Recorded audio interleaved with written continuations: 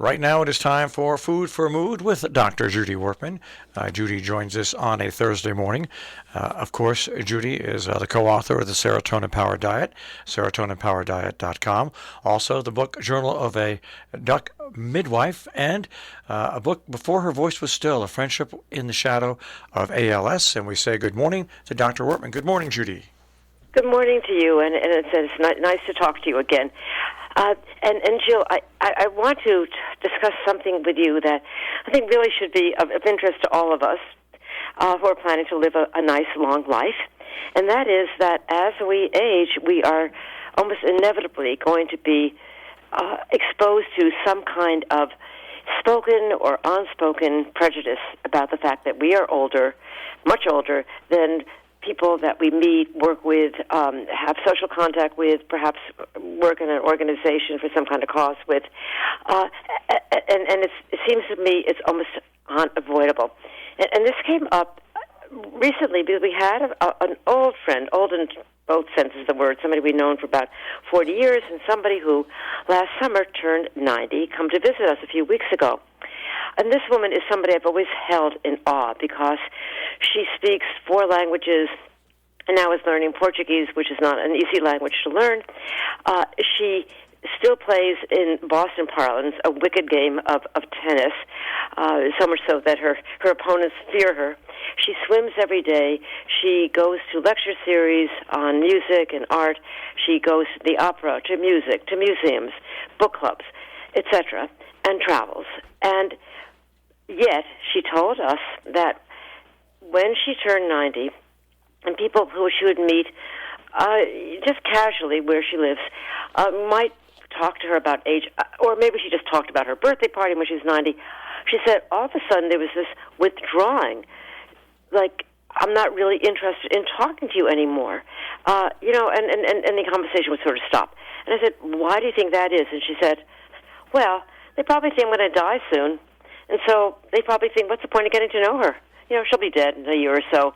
No point investing my time and energy in getting to know this really old person who clearly is not going to be around much longer. Go on. No, I just think that's exactly what I think of it. I believe, I fully agree with that. I just think that shows such short-sightedness of humanity, humans. But I was actually talking to a friend about this, not quite the age thing, but a generational thing.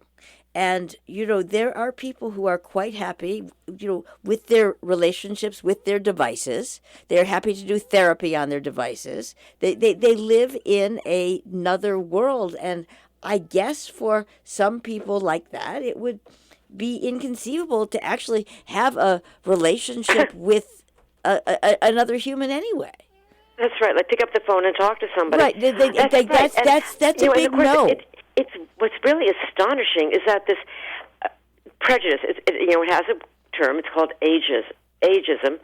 Is sort of across the board. I mean, even though many years ago the government passed a law saying that you must not, may never discriminate on the basis of age, the AARP, for example, did a survey and they said, well, it doesn't really matter what the legislation is. People are so used to discriminating against age, they don't even think it's an issue. I mean, they don't think they're doing anything wrong. Of course I'm not going to hire somebody who's 45 if I can hire somebody who's 29, because clearly the 29-year-old is going to be able to do the job much better. I mean, people at a ridiculously young age are being discriminated against because they're youngers. People 15 years younger, or maybe even 5 years younger, think they are too old to do the job. But it's not first of all, somehow, we'll leave how out of it for right this second. People actually think that it's okay to divide people into slots. It reminds me of a hotel, reception desk in a hotel in Europe in the middle of the last century, let's just say, with all of those slots. This is how people now view their lives. Well, you're a this and you're a this, and I can't, we've now gotten to a point where it's seemingly okay, which I just find mind-boggling because, if you read any old book, if you watch any old saga, the purpose of having a family and ancestry and elders is so that you can learn some stuff. And if you were raised remotely, I'm sorry, folks, right, then you have a sense of connection. But one of the things that's been exploited in our wonderful cyber universe world, that that's like, okay, let's have relationships with our screens because that's far more fulfilling. Not, but we'll let that pass. Well, and Jill, it's sort of less scary also because sometimes we meet somebody. Okay, let me backtrack. If you grew up in a multi-generational household, so you were living with your grandfather, grandmother, perhaps an older aunt or uncle, you knew what they looked like. You knew that their skin was wrinkled and sagged. Maybe their hair was gray or didn't have any hair. They walk slowly. They may have all sorts of minor complaints. But that was a given. Just like it's a given when you have a baby in the household, the baby's going to cry and poop and cause a mess. But it's just a given, and you don't think anything of it. But if you don't, and most people nowadays don't, have that kind of experience, then you look at somebody who's old, and the person could really be 20 years older than you are, and you think, ooh, I'm not sure I like the way that person looks, smells, walks, eats, whatever, and you feel an alienation from that person because that person is different. I mean, again, we've gone through this with blacks, with Asians, with people who look different. And so I think that's one of the reasons why it's easier, Jill, for people to work and act remotely, because they don't have to be with somebody whose skin and face and hair and gait are different than ours. Well, yes, and whose fault is that? I mean, really, how? Okay, really, this is who we've become? Well, then everybody should just really snack up, knock it off, snack up, and stop. I mean, I'm sorry. It's just what is so bizarre about ageism is that unless you are unfortunate enough to die young from an accident or a disease or self-inflicted wound or whatever, you're going to get to that age. It's totally inevitable. I mean, I remember when I was young and I had a dear relative who I just adored, but she had her complaints and she said to me, "Oh, Judy," she said, "don't get old." I said, "Of course I'm going to get old." She said, "Well, be prepared for it because getting old is not for cowards." But and of course I couldn't believe her. I mean, I believed her theoretically. I didn't really believe her, practically. But of course, she was right. And I think that is the issue that we think. Well, maybe we think that by not being near people who are old, and old, I said, could be somebody who's 60 when you're 40. Well, you're not. It's contagious, and so you're never going to get wrinkles or lose your hair or, have arthritis or something if you stay away from those people. But that's moronic. It's I'm sorry. for people who are over the age of 35 to stand up for themselves. No, remember there was that long time ago. There was that slogan, "Don't trust anybody over 30." I mean, it's absurd now, right? But I think this is the attitude. If the older you get, the weirder you get. Not going to be near you. And I think it's really time for people over 30 to start standing up for themselves. I agree, but I also think it's really time for people who, if people under 30 don't have an old person in their life, they ought to go find one because they can learn an awful lot.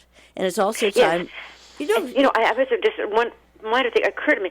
I have a dog who's here barking, and I walk the dog a lot, and I meet people of all ages walking dogs, and we talk. What do we talk about? Our dogs.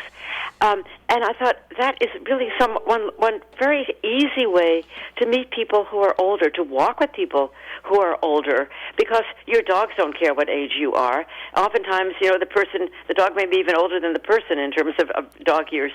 I think there have to be more opportunities in which there is a casual mingling of ages with no barriers, so that you get to know the person as a person, not somebody who, as you say, is pegged, is put into a slot. Yes, and that same thing can apply for anything. But that's the great thing about dogs. Though I will just comment briefly because I saw a very scary article in the food section of the New York Times. Oh, yes. Still, how people are cooking. They're once again imposing these. Speaking of diets, right? Speaking of diets, you shouldn't put a human on. I feel so sorry for them. Can you imagine the dog saying, all I really want is a bone to chew on? And all I really want is a bone and some meat because I'm a carnivore and I'm an obligate carnivore. And she keeps giving me algae. Yeah. She's giving me plant-based algae because it's supposedly good for me. Marshall saw a documentary that cured him. I saw a great documentary. The guy. You remember the name yet? No, I don't. But the guy said 25% of the stuff. He started talking about rich people and finances, and I threw it away. But he started talking about these new miracle foods that have come out, Impossible Burger, and all these meats that aren't meat, and he pointed out something very good, that a true vegetarian will not eat any of those things because the Impossible Burgers and all these fake meats are highly processed foods. They are foods that are made up of multiple ingredients that have to be processed to make it into something that looks like and resembles beef. And it was an eye-opening documentary. Absolutely. And that's what's the matter with our world today. I mean, you just everybody is out on the well. Just look what's happening in the world today. We as human beings have gone off the deep end as a collective society on all levels. As bots, maybe not, but as humans, forget about it. And Judy, when you were talking about relationships and how young people stay away from old people, well, just look at what's happening right now with Russia and the Ukraine. People are people, and we have come to this point in this world where we don't look at one another as the same as people. When we look at each other for all these different spectrums. Exactly. But that goes back to what I was saying about 7 minutes ago. What happened? And everybody needs to just not. I mean, I'm sorry, but no, you've got to be human first. And it's just, and if you became less human because you spent too much time in your, shall we say, virtual world, sorry about your luck. Put your phone down. You're going to have a hard time integrating, but you're really starting out.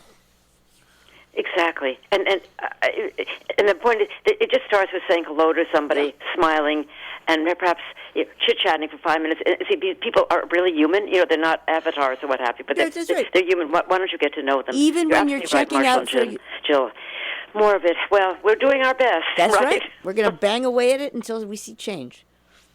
All right. Talk to you next week. Bye-bye. Thank you very much, Dr. Judy Wurtman, Food for Mood. And you can hear Judy on a Thursday morning right here on Robin Hood Radio and on demand at robinhoodradio.com. Click on demand, click on Food for Mood with Judy Wurtman.